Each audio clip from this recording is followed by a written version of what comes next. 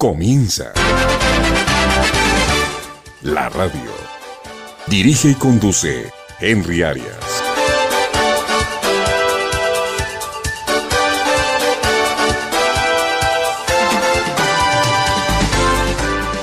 Muchas gracias a Juan Catán, por acceder a esta entrevista. Hoy, 18 de abril, el día de la radioafición a nivel mundial. Juan, bienvenido a este programa. Gracias, Henry. Por acá, pues, podemos contar un poquito de la historia de Liga Radio Cali, a la cual pertenezco desde el año, de cuando se crearon las seccionales de la Liga, ya que yo inicialmente me afilié a la Liga Colombiana de Radioaficionados a nivel personal, ya que en esa época la Liga todavía no estaba dividida en seccionales, pero allá en el año 60 y pico, 65. Tuvimos la oportunidad de hacernos amigos de José Sauda HK5HK, quien en esa época era uno de los principales gestores de la radioafición en Cali. Éramos relativamente vecinos de casa y tuvimos la oportunidad con mi hermano menor de conocer la radioafición a través de la estación de José. Nos fuimos entusiasmando. Primero sacó la licencia mi hermano y después me presenté yo. Si usted tuviera que definir un radioaficionado o la radioafición, ¿cómo la definiría? ¿Qué es la radioafición? Bueno, fíjese que la radioafición es un tema muy amplio, ¿no? En general, se supone que el radioaficionado es el que se comunica con otro radioaficionado, normalmente a través de otro país, a través de otra ciudad, porque hay muchas maneras de comunicarse entre estas personas que pueden tener la afición. La radioafición no es solamente la parte de hablar, ya que es el principio de comunicarse y crear amigos, pero también existe la posibilidad de hacer el aspecto técnico. Hay personas que se dedican mucho a la parte técnica más que a hablar, porque les gusta construir equipos. En esa época que era tan fácil de poder construir equipos de radio, porque las características eran mucho más simples. Hoy en día, ponerse uno a construir un equipo de radio es bastante difícil, porque las características técnicas, las exigencias que hay, son muchísimo mayores que lo que eran hace 50 y pico de años. Pero hay personas, por ejemplo, que les gusta es fabricar antenas. Entonces esas personas, más que ponerse a hablar, de pronto lo que hacen es experimentar, ensayar una antena, ensayar un cable. Hay personas que de pronto sí les gusta más bien construir proyectos pequeños, ya que se consiguen proyectos pequeños para armar a nivel de técnico, llamémoslo así. Pero el principio básico de la radioafición es comunicarse con otra persona que tenga también su misma afición y crear amistades, más que todo crear amistades a través de las comunicaciones. Dejemos pendiente, Juanito, el tema de la Liga, que seguramente dará para mucho hablar. Ese aspecto, Juanito, integral de los antiguos radioaficionados, ahora también se ve, aunque en menor proporción. El verdadero radioaficionado, hay quienes dicen, era el que construía sus propios equipos, o el que entendía por lo menos el principio de funcionamiento de estos equipos, y obviamente disfrutaba del goce de comunicarse con otra persona a gran distancia. ¿Usted cree que ahora ha cambiado en esta época, en este año, en esta conmemoración o en esta celebración mejor, que ha cambiado ese concepto, que los radioaficionados se van más por la parte de la fonía, de hablar, más que por la parte técnica de la construcción de radios?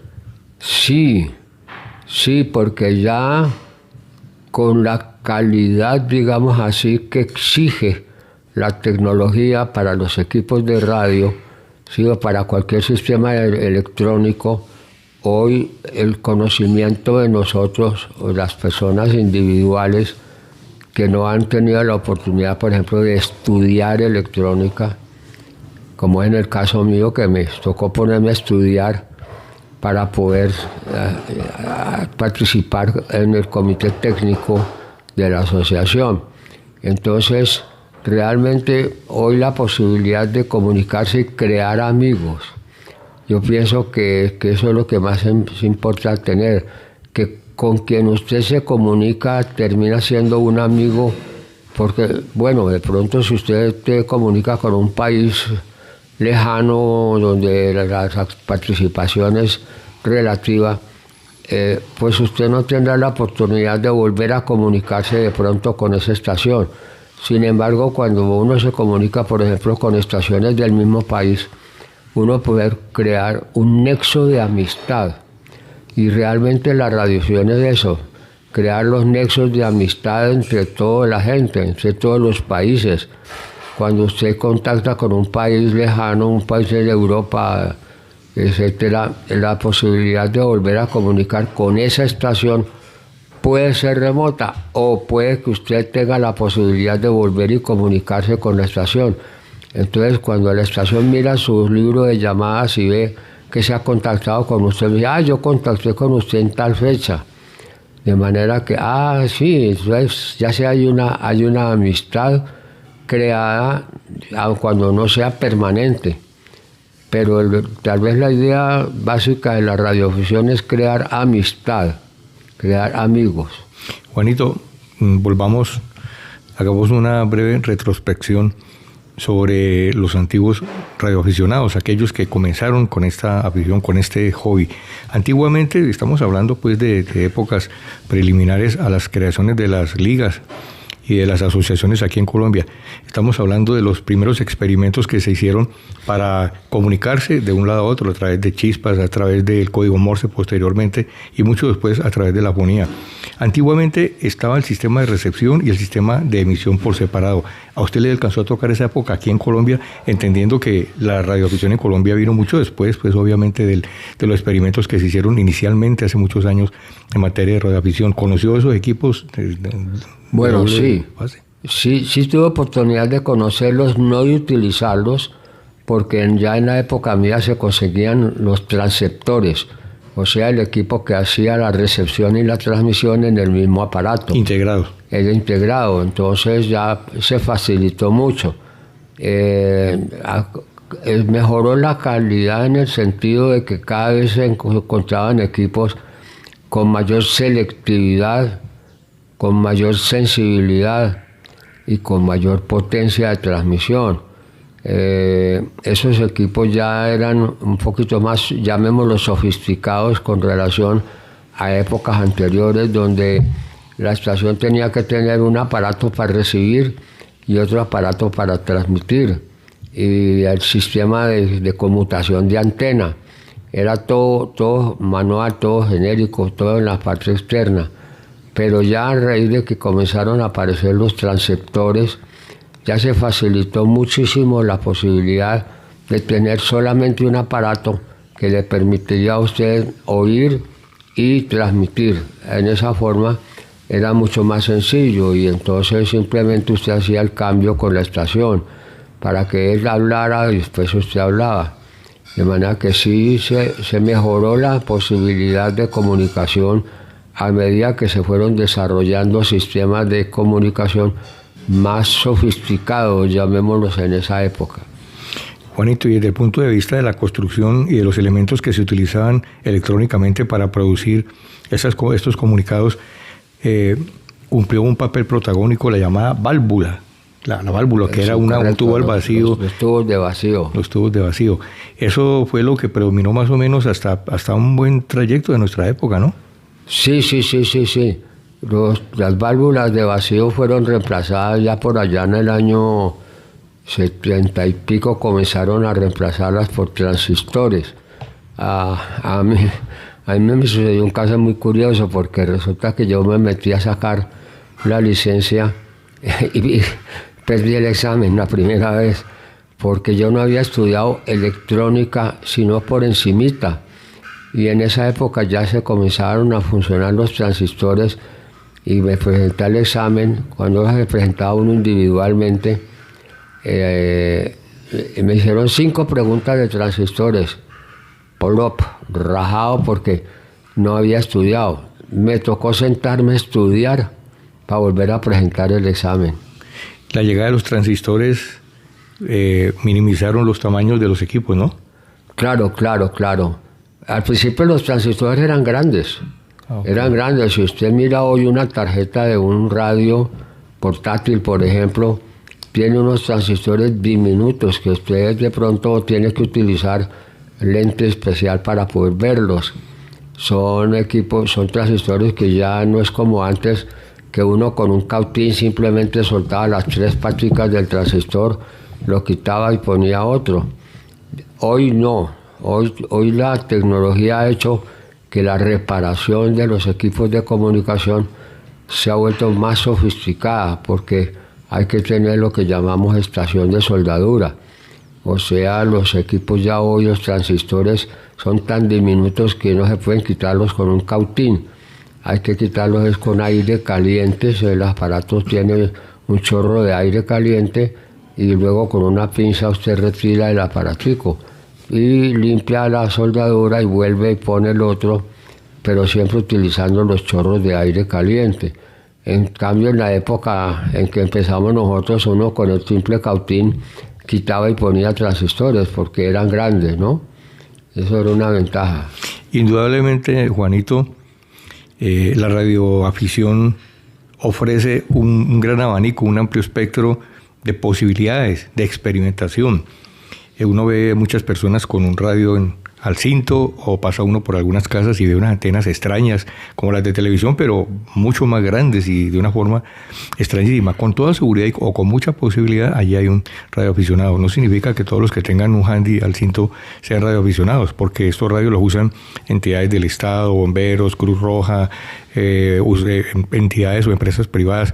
Pero, Juanito, ¿usted qué opina digamos, dentro del uso que se le da en el VHF, y ahora trataremos de explicar eso, pero el VHF es una de las partes del espectro en donde se hace radio con unas características especiales diferentes, y hay otra parte del espectro que permite comunicaciones intercontinentales con el simple uso o con el entendimiento de lo que es la reflexión ionosférica.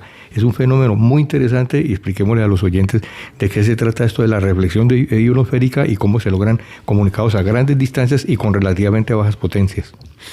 Bueno, correcto. Nosotros debemos pensar que al energizarse el transmisor del aparato que tenemos, se va a crear una onda a través del espacio. Dependiendo de la potencia y de la frecuencia que utilicemos, esa onda se puede propagar a distancias muy cortas, como por ejemplo, si yo tengo un radio portátil en la mano, pues yo me puedo comunicar 5 o 10 cuadras o algo así, dependiendo del espacio de libertad que tenga para que se propague la onda.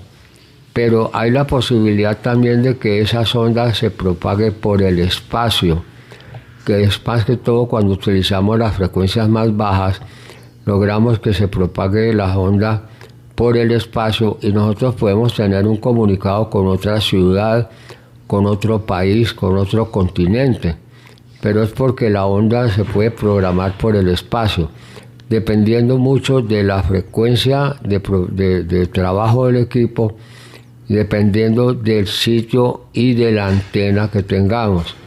Si yo tengo una buena antena externa, pues voy a tener una comunicación mucho más larga que si estoy trabajando, por ejemplo, con el radio portátil, que tiene una antenita de caucho y su propagación es limitada. Entonces, todo depende de cómo haga yo la estación para hacer el comunicado. Entonces, yo me puedo comunicar con otros países, así sea tanto en frecuencias altas como en frecuencias bajas.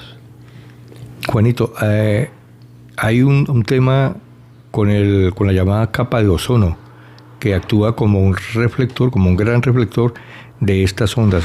Eso en el campo de la experimentación tiene bastante tela que cortar. ¿Cómo incide esa capa en los comunicados a grandes distancias? Tengo entendido que eso depende también del grado de ionización, de la hora del día, de la estación del año, de la inclinación de la antena, bueno, múltiples factores. Sí, el rebote ionosférico depende mucho de la hora del día, sobre todo. Hay más posibilidades de rebote ionosférico en la noche que en el día.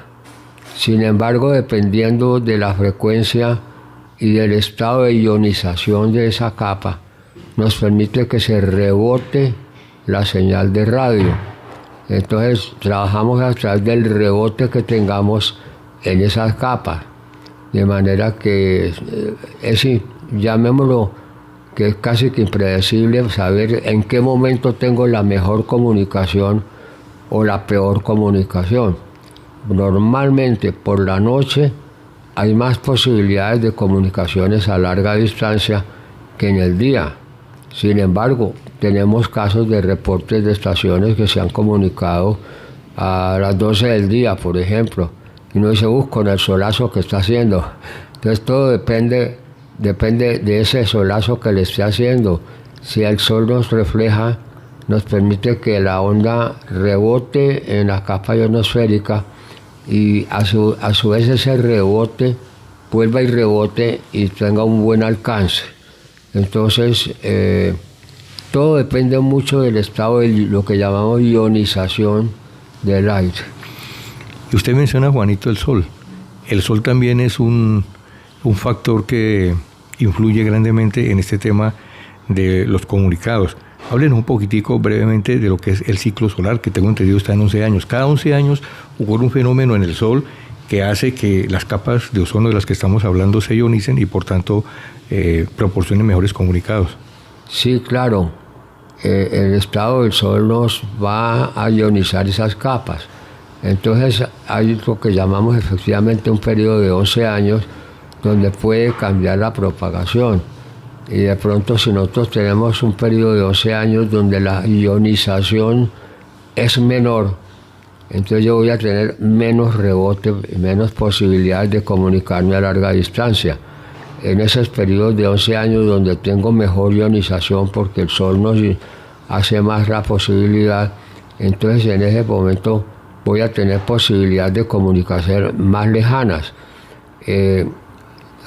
Por ejemplo, cuando son los periodos de baja ionización, usted prende un receptor en las bandas bajas, llamemos las bandas bajas por allá en los 5 o 7 megahercios, entonces lo que usted oye es ruido.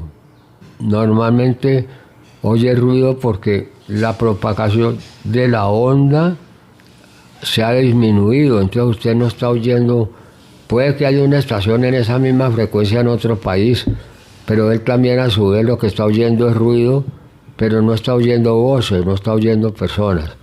Entonces depende mucho del estado de ionización, la comunicación especialmente en bandas bajas. En las bandas más altas depende mucho de la frecuencia y sobre todo de la antena con la cual se esté trabajando. La parte más importante de un sistema de comunicación es la antena. Cualquiera que sea la frecuencia que uno utilice, cualquier sea la banda, sea de radioaficionado, sea de tipo comercial. Si usted tiene una buena antena, va a tener un comunicado muchísimo mejor que si usted tiene una regular antena, llamemos así, que irradia. Ella posiblemente irradia, pero no irradia eficientemente con relación a otra antena que esté mejor ajustada y tenga más posibilidades de irradiar la señal de radio. Bueno, volvamos un poquitico al punto anterior acerca de las bandas o ondas bajas. Todos hemos tenido una experiencia diferente en cuanto a cómo llegamos a la radioafición. Personalmente, yo le debo esto a mi padre. Mi papá era un ritual sagrado todas las tardes después de llegar de trabajar, prender su radio Philips, grandes, esos radios Ajá, multibanda, sí, claro. y comenzar a escuchar numerosas emisoras. Mi papá disfrutaba, le parecía como una fantasía, digamos, escuchar emisoras de otros países, de España, de Europa, de Asia, de Sudamérica, de Norteamérica. Y recuerdo mucho esa época en la que nos sentábamos allí con mi papá y él me hablaba, por ejemplo, de La Voz de los Andes, de La Voz de los Estados Unidos de Norteamérica, de Radio Nederland, me hablaba, bueno, de infinidad de emisoras. ¿Cómo vivió usted esa época, Juanito? Bueno, la época, llamemos así, un poco más antigua, donde había dos cosas importantes. La cantidad de emisoras que había dentro de ese rango de frecuencias era mucho menor de la cantidad de emisoras que hay hoy. Hoy usted puede tratar de sintonizar una emisora y a poquitos kilociclos hay otra emisora de pronto que tiene mejor condiciones de propagación con el sitio suyo y le estorba, no la deja oír. De manera que hoy en día se requiere que los receptores sean bastante más selectivos, sean de mejor, llamémoslo calidad de audio y calidad de señal, porque antiguamente era muy fácil porque había pocas emisoras y esas emisoras de broadcasting o emisoras de radiodifusión trabajaban con bastante potencia o trabajan todavía con bastante potencia. Entonces la posibilidad de que le llegue es buena. Pero puede ser, por ejemplo, un momento que usted esté oyendo una emisora porque tuvo una buena señal de propagación en ese momento y a los 15 minutos se le comienza a bajar la señal, a bajar la señal, porque resulta que comienza la propagación ionosférica, comienza a disminuir hasta que llega un momento que no la vuelve a oír. Hay esas posibilidades con las emisoras de radiodifusión. Y eso mismo puede suceder en las bandas de radioaficionado, especialmente en las bandas bajas. Usted comienza a escuchar muy bien una estación de Nueva York, por ejemplo, y después de 15 minutos se le va la propagación o media hora o algo así, y ya no tiene propagación, entonces ya no se vuelve a comunicar con la estación de Nueva York. O en VHF, por ejemplo. Hay comunicados en VHF a través de repetidoras o a través de estaciones directas con antenas externas muy buenas y usted pueda tener propagación, pero llega un momento en que puede que esa propagación se le disminuya y no vuelva a escuchar la estación. Indudablemente, Juanito, la llegada del Internet y estos sistemas rápidos de comunicación han tenido una influencia notoria sobre los comunicados en HF a través de radio. Sin embargo, la comunicación en HF vía radial no deja de tener su fantasía, poderse comunicar con otro país, con Europa, con un colega y escuchar las emisoras de radio, porque todavía existen, ¿no? No es que se hayan acabado, pero pienso yo que hay menor cantidad relativamente a como había antes, o es impresión mía, o sigue habiendo la misma cantidad de emisoras actualmente. ¿Emisoras de radiodifusión? Sí, radiodifusión, sí, broadcasting. Pues yo no me he puesto como a hacer la lista, pero yo creo que existen. Existen muchas emisoras todavía que tienen programas informativos, a pesar del Internet, porque ya la gente se mete por Internet y ya ve cualquier noticia. Pero hay emisoras que todavía soportan la transmisión vía aire. En torno a eso, Juanito, hay una cantidad de leyendas. Por ejemplo, las emisoras misteriosas. Tal vez usted recuerde esas emisoras que producían sonidos extraños, golpeteos, claves, una mujer mencionando periódicamente un código de números y de letras. ¿Recuerda usted alguna en especial? Bueno, no me tocó escucharla. El pájaro carpintero ese No me tocó escucharla. No, realmente no tuve la posibilidad de escuchar esas emisoras fantasmas, llamémoslas así, porque dependía mucho de la hora, de la fecha del año. Y de lograr encontrar, porque ellas saltaban en el espectro del HF, ellos se movían cada rato del lugar y era difícil como la permanencia y volverla a encontrar en el mismo lugar del día. Sí, aparentemente eran señales emitidas por países que tenían sistemas un poco más sofisticados de comunicación y a través de esas señales o mandaban alguna señal clave o bloqueaban otra señal clave. Entonces, realmente yo creo que nunca se definió exacto quiénes eran los que pasaban esas emisoras. Y a propósito de esto, recientemente el gobierno Trump cerró una de las emisoras que quedaban, que es Radio Marti, o digo yo, de las que mejor entraban aquí, ¿no? Esa emisora que funcionaba, que era anticastrista, pero que funcionaba en Miami. Uno la escuchaba porque era una de las que tenía mejores señales. Hablando pues de ese tema de emisoras que manejaban temas políticos y de actividad política en los países. Radio Marti. Bueno, realmente no fui un escucha en los últimos años, un escucha muy fijo de broadcasting. Había una época en que sí uno escuchaba muchas emisoras y había programas de diferentes países. Y no me tocó, por ejemplo, el caso de escuchar las emisoras fantasmas. Y como no era en ese momento mi facilidad de comunicación para escuchar emisoras, no estaba muy pendiente. Bueno, Juanito, hay otro espectro de la radiodifusión distinto a las bandas bajas o al HF o a las ondas cortas, que es el VHF.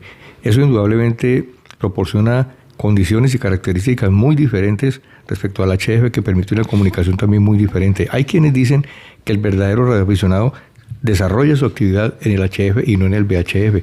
¿Es que el VHF no da oportunidad realmente de experimentar y de hacer radio? ¿O eso es un mito? Bueno, realmente uno no podría limitar, por decir así, que el verdadero radioaficionado es el que hace HF. Porque es que resulta que la radioafición es un tema muy amplio, porque no solamente que yo hable con otra estación, sino que pueda yo hacer un desarrollo, llamémoslo tecnológico, que me permita mejorar muchas cosas. Aquí ha habido muchos radioaficionados que han construido su propio equipo, de manera que sí había quien construyera equipos de HF, entonces reunían las dos características: hablar cuando ya estuviera el equipo hecho, pero aquí sí había personas que podían armar su equipo en épocas de hace 40 o 50 años, cuando la tecnología de construcción de los equipos de comunicación era, digamos, primaria, por decir así.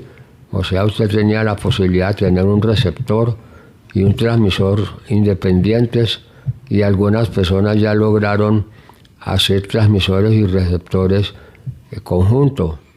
Digamos, cuando yo empecé la radioafición, estábamos en ese proceso, llamémoslo así, de pasar de los equipos separados a equipos en conjunto, o sea, transmisor-receptor. Los primeros equipos que tuve yo fueron efectivamente transceptores. El solo equipo me permitía recibir y transmitir en la misma frecuencia. Entonces, sí hubo personas que lograron hacer sus propios equipos y lograron tener unos buenos comunicados. Además, lógicamente, si la persona construía el equipo, pues su esperanza era de que pudiera comunicarse con alguien. Y entonces para esa persona era una satisfacción inmensa que lo que él había construido le permitía comunicarse. Los que ya empezamos con los equipos construidos, y tal vez cuando técnicamente pues yo trabajo en la parte de mantenimiento de equipos de radio, no tengo la posibilidad de construir un equipo, porque es que la sofisticación de los equipos de radio hoy en día es tal que hay que tener no solamente mucha experiencia en la construcción, digan experiencia en la construcción, porque de pronto yo conozco muy bien los equipos, pero no tengo una experiencia en la construcción. ¿Por qué razón? Porque ya los circuitos son equipos, son circuitos con elementos supremamente pequeños, difíciles de manejar. Modulares, inclusive. Entonces ya no es porque uno tenga un cautín, ya logró arreglar algo, ¿no? Ahora se cambia la pieza, se saca el módulo y se pone otro y listo. Cuando los módulos son suficientemente grandes, por ejemplo, los módulos de potencia en algunos equipos, sí son lo suficientemente grandes como para poder quitarlos y ponerlos con un cautín. Pero usted va, por ejemplo, tiene un problema en el circuito de audio.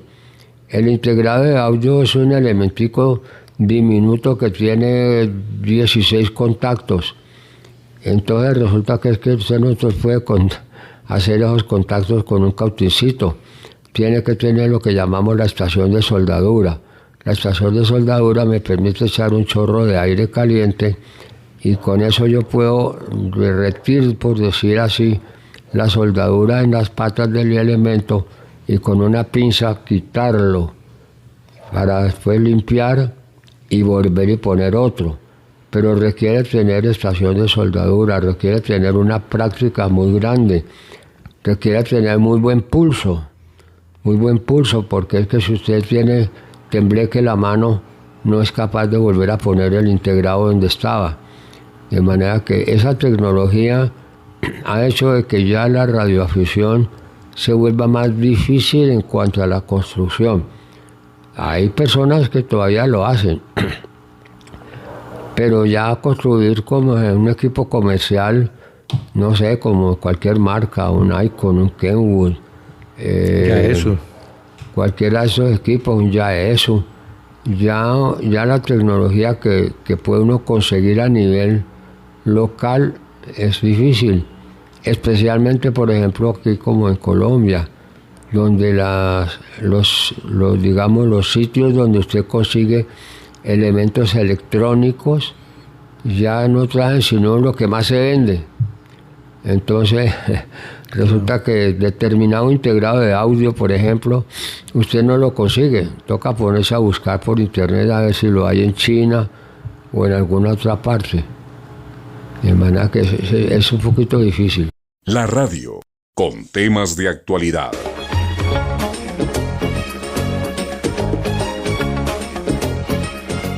Muy bien, estamos con Juan Catán, Juanito, HK5CBR, un verdadero símbolo de la radioafición en Colombia. Ahora sí retomemos, Juanito, entonces, la parte donde habíamos quedado, la Liga Colombiana de Radioaficionados y en sus inicios. Y partamos de aquella época en la que usted se presentó. Háblenos un poquito cómo se presentaban primero los exámenes, o primero hablemos de cómo se instauró la Liga de Radioaficionados seccional Cali. Habíamos quedado en que usted había perdido un examen y que su hermano también era radioaficionado. Sí, yo había estudiado un poquito de electrónica, ¿no? Había estudiado electricidad, pero no había estudiado electrónica. Juanito, podríamos decir que coincidió esa época con la llegada del transistor para reemplazar la válvula. Estamos hablando de sí, esa correcto, transición. Por allá del año 60 y algo, 1960 y algo, porque resulta que en esa época, pues, usted conseguía los componentes relativamente fácil. Y como les digo, yo había estudiado electricidad, pero no había estudiado electrónica. Yo, por mi trabajo, porque yo trabajé en una fábrica de cables eléctricos durante muchos años, y entonces me dediqué a estudiar electricidad. Pero cuando fui a presentar el examen, en esa época apenas acababan de salir los transistores, y uno presentaba el examen individualmente. Uno iba a lo que se llamaba la oficina de telegrafía de Telecom, y el jefe de telegrafía era que nos sentaba uno en una mesa solo en una silla con nadie más acompañándolo. ¿Pero aquí en Cali o tocaba ir a Bogotá? No, aquí en Cali. ¿Venía un delegado? Sí, ¿O el Telecom de aquí en Cali? El examen. Okay. El ministerio le mandaba el examen. Al hacer uno la solicitud, el ministerio le mandaba el examen al jefe de telegrafía de Telecom. Y entonces él era el que lo sentaba uno en una mesa a que hiciera el examen, con nadie más ahí que le pudiera ayudar. No. De manera que... Estresante la situación, ¿no? ¿Ah? Como estresante. La situación muy estresante, porque sí. El jefe ahí, de él depende... Sí, porque estaba uno solo, no había más personas. Ni forma de hacer jugo tampoco. En esa época no había la cantidad que después, cuando varios años después, ya nosotros lográbamos que viniera un funcionario, un delegado y tomara el examen a un grupo de personas. Ya se creaban grupos de personas que presentaban el examen. Entonces venían de Bogotá y lo que llamamos Liga Radio Cali hoy tenía su sede y permitía que tuviera un salón donde pudiéramos presentar. Anteriormente la oficina primera era más pequeña, entonces había menos cantidad de gente presentando examen, pero de todas maneras había un funcionario del ministerio que venía y tomaba el examen. Pero a mí, como les digo, me tocó solito, sentado en un escritorio y... Con el personaje al frente, mirándolo a usted. No, ni siquiera lo volteaban a mirar porque se sentaba en su escritorio a trabajar. Entonces, yo había estudiado electricidad, como lo decía, pero no había profundizado electrónica por encimita. Y efectivamente habían salido ya los transistores, 5 preguntas sobre transistores, y Juan quedó corchado para el examen. Juanito, me da la impresión de que el examen se centraba solamente en aspectos técnicos.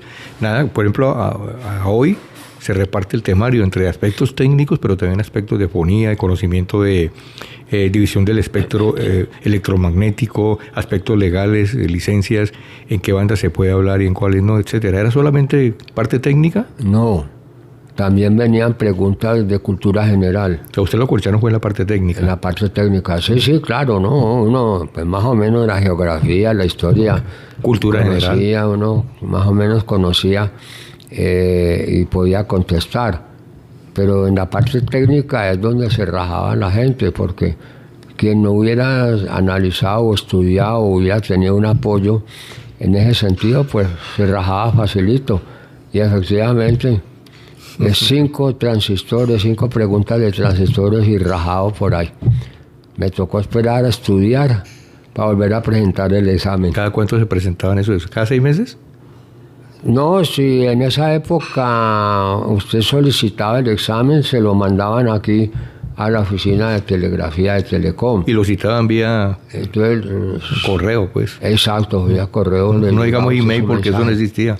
No le mandaban una notificación, una carta. Su famoso telegrama. El famoso telegrama de Telecom. Le llegaba a uno diciéndole presentes en la oficina tal día, la dirección y la hora. Entonces uno se tenía que presentar y el jefe de telegrafía le entregaba a uno, porque era escrito, entonces le entregaba a uno el formulario y uno iba llenando. De manera que eso era solito. Juanito, ¿usted qué recuerda de los inicios de la Liga Cali? ¿En qué época? ¿Quiénes intervinieron? ¿Cómo sucedió eso? Bueno, a raíz de que nos hicimos amigos de HK5HK, que era la persona que más actividad tenía y era vecino nuestro, conocimos la estación de radio de él. Mi hermano presentó el examen en la época en que eran un poquito más fáciles, logró sacar el examen. Las preguntas de electrónica eran más suaves, por decir así. Entonces comenzamos a aprender lo que es la radioafición. O sea, íbamos a su casa, escuchábamos su equipo de radio, hacíamos de pronto algunos comunicados, porque mi hermano sacó licencia antes que yo, el hermano menor. Y resulta que pues yo solicité lo que llamaban en esa época operación del segundo operador. Entonces existía lo que llamábamos el segundo operador. Si un familiar solicitaba, le daban permiso de utilizar el mismo indicativo de la persona principal. Entonces existía lo que se llamaba el segundo operador, que eso ya no existe. Una franquicia. Pues sí. En esa época, entonces, como le digo, nosotros tuvimos oportunidad de conocer el radio a través de José, y en esa época la Liga Colombiana de Radioaficionados no tenía, llamémoslo lo que tenemos hoy, agrupaciones locales, porque uno se afiliaba a la Liga Colombiana de Radioaficionados y a través de ella era que recibía la información. Después de un tiempito, bueno, iniciamos que en esa época José logró conseguir patrocinio para comprar una oficina en el edificio María Cristina, ahí detrásito del Hotel Intercontinental. Era un aparte estudio, entonces eso era pequeño, pero en esa época las personas que hacíamos, digamos, estábamos vinculadas a la radioafición, éramos poca cantidad. Entonces en esa oficina nos podíamos reunir y estuvimos muchos años en esa oficina. Después la Liga Colombiana de Radioaficionados, en una asamblea se presentó la necesidad de agrupar las personas, entonces se crearon las seccionales de la Liga Colombiana de Radioaficionados. La época de la que usted me acabó de hablar dependían era de Bogotá. Correcto, cada persona se afiliaba a Bogotá y dependía de que Bogotá le mandara información. Ellos mandaban información, pero entonces era ya individualmente. Cuando ya se habló de la necesidad de la cantidad de personas que había en Cali ya afiliadas, permitía y se creó lo que llamamos las seccionales de la Liga Colombiana de Radioaficionados. Entonces ya a partir de esa fecha comenzamos a trabajar como entidad. Ya como entidad, éramos seccional de la Liga Colombiana de Radioaficionados. ¿Y los estatutos que se manejaban eran los mismos de Bogotá o había diferencia con estatutos locales? No, cuando se hicieron las seccionales se hizo estatuto cada uno. Cada uno hizo su propio estatuto. De acuerdo con las necesidades de cada Sí, lugar. claro, acomodando más o menos para la cantidad de personas, cómo se funcionaba. Se creó junta directiva propia de la seccional. Porque antes dependíamos, siempre era de la nacional, pero a raíz de que se crearon las seccionales, entonces ya cada persona dependía era de su junta directiva. Entonces se crearon los grupos. Nosotros, por ejemplo, Liga Radio Cali, o seccional de la Liga Colombiana de Radioaficionados, con José, pues ya se vio que la oficina que teníamos, que era una parte de estudio, era muy pequeño, y entonces ya se buscó la posibilidad de una sede más grande, porque ya efectivamente ya comenzaron a mandar los exámenes para grupos de personas. Ya cuando el ministerio decía, bueno, listo, tengo 10 personas en Cali para presentar examen, entonces esas 10 personas las citaban a Liga Radio Cali, o a la seccional de la Liga Colombiana de Radioaficionados. Era el punto designado para la realización del examen. Ya dejó de ser Telecom. Claro, ya dejó de ser Telecom porque ya o venía un funcionario del ministerio para tomar el examen. Normalmente ya venían una persona porque ya eran 10, 12 personas las que presentaban el examen. Pues llegó un momento en que la seccional Cali de la Liga de Radioaficionados tuvo que cambiar, se vendió esa sede pequeña y se compró una sede más grande, una casa grande que tenía incluso un salón en el cual logramos tener 30 sillas para presentar examen. Entonces ya ese funcionario que venía ya no tomaba el examen para 2 personas, 3 personas, sino para 20, 30 personas. Entonces se expandió bastante la radioafición en esa época. Hubo muchas personas que decidieron sacar. Bueno, había otro tema. Las licencias. Había otro motivo, y es que si usted salía de aquí hacia Palmira ya no tenía comunicación porque no había teléfonos. Entonces la gente comenzó a trabajar mucho lo que llamábamos banda ciudadana, y las personas que tenían más posibilidad presentaban el examen de la licencia para poder tener un equipo de comunicación local a través de la entidad. Entonces llegamos a tener 450 afiliados.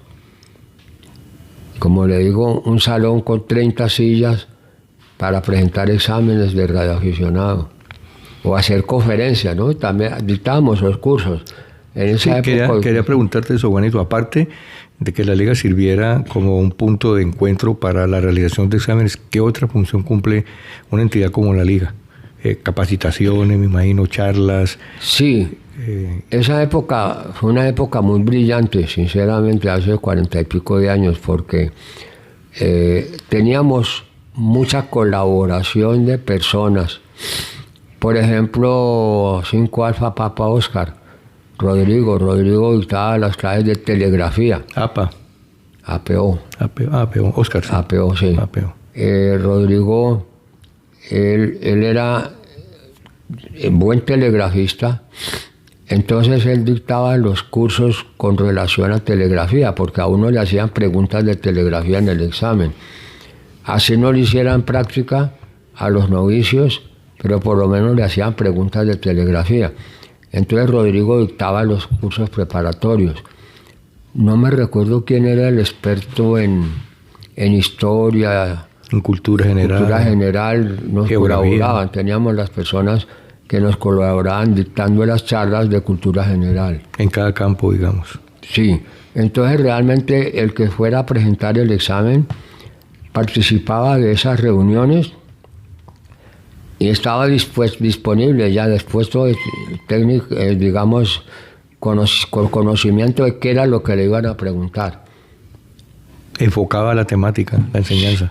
Sí, porque ya las personas estaban, digamos, involucradas en el tema. Sí, tema técnico como tema de cultura general. Estaban familiarizados ya con eso. Ya, exacto, las personas ya no se presentaban el examen hacía como ahorita, porque por internet usted simplemente abre la página del examen y contesta. En esa época no, estaba uno solo en su silla con un papel donde venían las preguntas y usted tenía que contestar las preguntas. Bueno, Juanito, ya redondeando esta interesante charla, ¿qué posición tiene la liga y nosotros como radioaficionados respecto a los cambios que ha habido en este momento y también respecto a la actual legislación? Nos referimos al ministerio, al MINTIC. Hemos encontrado ya algunas situaciones en donde aparecen ciertas lagunas o ciertas ambigüedades tocante al uso de los nuevos sistemas. ¿Usted cree que es ya hora de que esa parte legal se actualice? Sí, afortunadamente la Liga Colombiana de Radioaficionados, con el apoyo de lo que ya no somos seccionales, sino individualmente ligas locales, se está tratando de que haya una integración con el ministerio. Y el ministerio tiene lo que llaman el Consejo Asesor. Entonces, en este momento se están inscribiendo a personas para ese Consejo Asesor, de tratar de unificar los criterios, ¿no? Porque pues hay personas que dicen, no, es que el VHF no es radioafición. Sí la es, porque usted se puede comunicar, ¿ya? El objeto es comunicarse, entonces... No, y no solamente eso, Juanito, sino con los aspectos nuevos de modulación. Claro. Por ejemplo, el DMR, el Yaeso Fusion, y aparte de eso, otro tema con el FT8, que no es propiamente, y hay como ambigüedad y confusión de términos, de que si es modulación, si es un tipo de modulación, si es un modo de modulación, y valga la redundancia, hay confusión en eso, y de hecho hay lagunas en este momento creadas en ese sentido. Pues... No estoy muy involucrado con el FT8 y algunos medios de modulación. La modulación es independiente. Simplemente es la modulación, no tiene nada que ver con la parte, llamemos, de técnica en cuanto a tipo de frecuencia, etc. La modulación es la modulación. Pero resulta que uno tiene que ser realista, en el sentido de que hay cosas que han cambiado y entonces ya la comunicación entre dos personas o dos estaciones tiene otras modalidades de comunicación, o sea, otros medios, llamémoslo así, no modalidades, sino otros medios de comunicación que son, por ejemplo, en el VHF, a través de FT8 o a través de otros sistemas.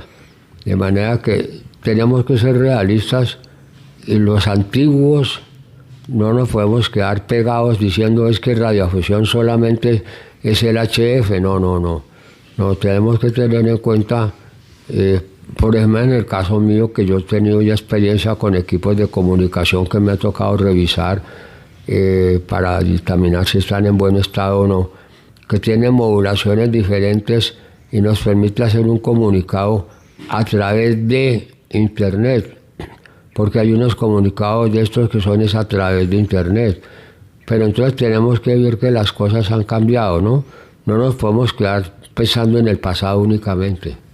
Sí, porque hay quienes argumentan, por ejemplo, que Internet es una cosa y las ondas electromagnéticas son otras. Sin embargo, son posibilidades que están vigentes y que a muchos les gusta inclusive y que no son prohibidas por la legislación de las radiocomunicaciones.